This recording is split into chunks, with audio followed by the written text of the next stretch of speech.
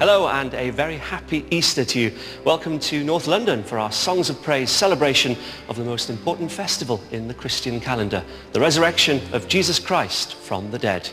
We'll be hearing the Easter story told by Stephen Tompkinson and Nicky Amuka-Bird, and I hope you'll join us in singing some of the best-loved hymns of the season. Our Easter celebration comes from St Mark's Church in Maida Vale. Stephen and Nicky tell the story of Easter from St John's Gospel. And there's music from award-winning Welsh choir, Only Boys Allowed.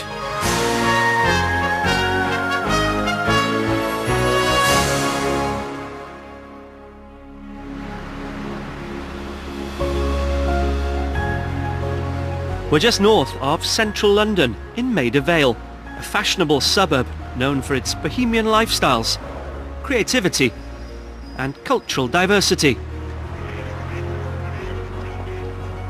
Those seeking solace here can enjoy a ride on the Regent's Canal to the peaceful spot known as Little Venice. And alongside the many different places of worship is our home for this week, St Mark's Church. Inside, there's plenty to remind us of Easter. Right there above the altar is the risen Christ, the focal point for this church. And either side are paintings showing acts of mercy, a reminder that the living Jesus can be found amongst the poor and the hungry. The font is traditionally kept full at Easter. It's a time when some Christians renew the vows first made when they were baptized, and each person is symbolically sprinkled with water. In front of me here is the Paschal candle. The meaning comes from the Latin name for the Easter Passover, Pascha. It symbolizes Jesus, the light of the world, resurrected. And it has marked on it the Greek letters Alpha and Omega, Christ, the first and the last. A procession will bring the Paschal candle to its rightful place next to the pulpit during our first hymn. Residents, choirs and church members have gathered here at St Mark's to sing out the Easter story. And we begin with Jesus Christ is risen today.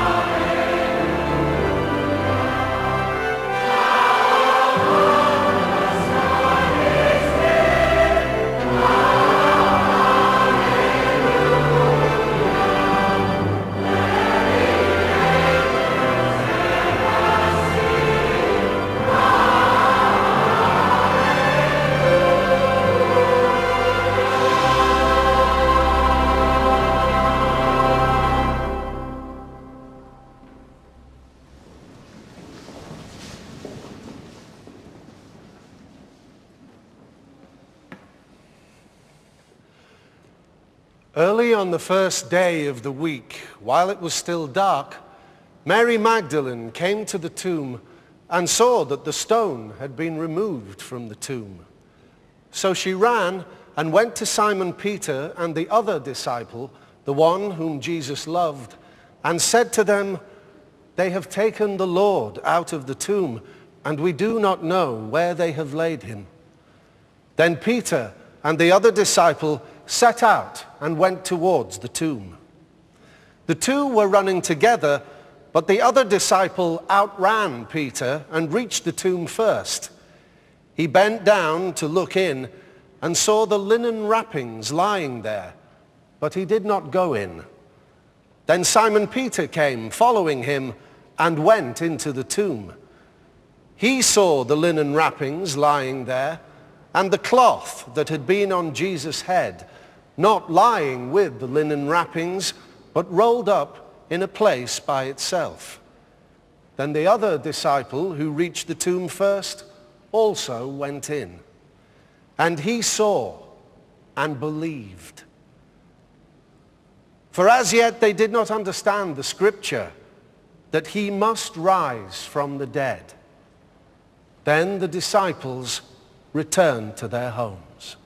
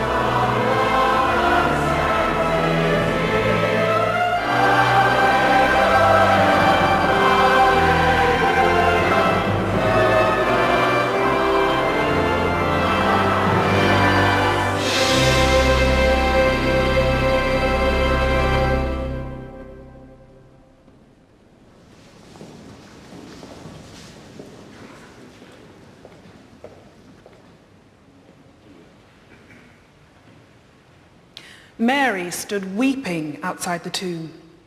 As she wept, she bent over to look into the tomb, and she saw two angels in white sitting where the body of Jesus had been lying, one at the head and the other at the feet. They said to her, "Woman, why are you weeping?" She said to them, "They have taken away my Lord, and I do not know where they have laid him." When she said this, she turned round and saw Jesus standing there, but she did not know that it was Jesus. Jesus said to her, "Woman, why are you weeping? For whom are you looking?" Supposing him to be a gardener, she said to him, "Sir, if you have carried him away, tell me where you have laid him, and I will take him away." Jesus said to her, "Mary." She She turned and said to him in Hebrew, Rabboni, which means teacher. Jesus said to her, do not hold on to me, because I have not yet ascended to the Father, but go to my brothers and say to them, I am ascending to my Father and your Father, to my God and your God. Mary Magdalene went and announced to the disciples, I have seen the Lord. And she told them that he had said these things to her.